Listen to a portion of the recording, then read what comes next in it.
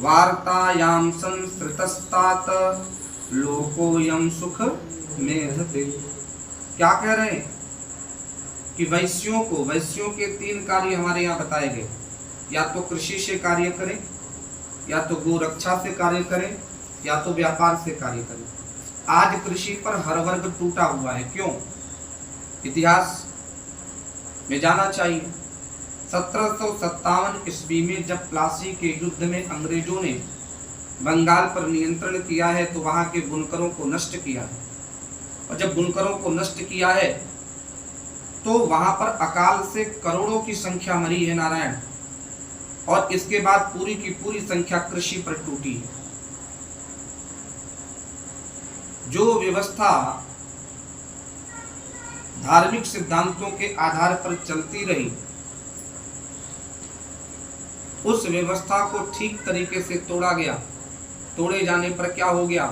ब्राह्मण जिसका पोषण राज्य करता था, जो ब्राह्मण राज्य में भी नौकरी करने के लिए अपने को हेय मानता था। वृत्तासुर का प्रकरण पढ़िए। जब इंद्र विश्वरूप के पास आते हैं कि आप हमारे क्या बन जाइए, पुरोहित बन जाएं, तो उन्होंने क्या कर दिया?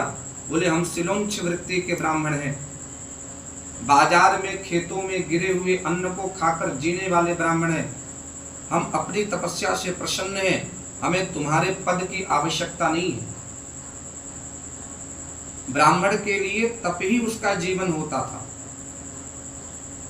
परंतु उन ब्राह्मणों के लिए भी जब रोजी रोटी छीन ली गई, तब ब्राह्मण कृषि की तरफ आए। कृषि पर केवल वैश्यों का अधिकार है।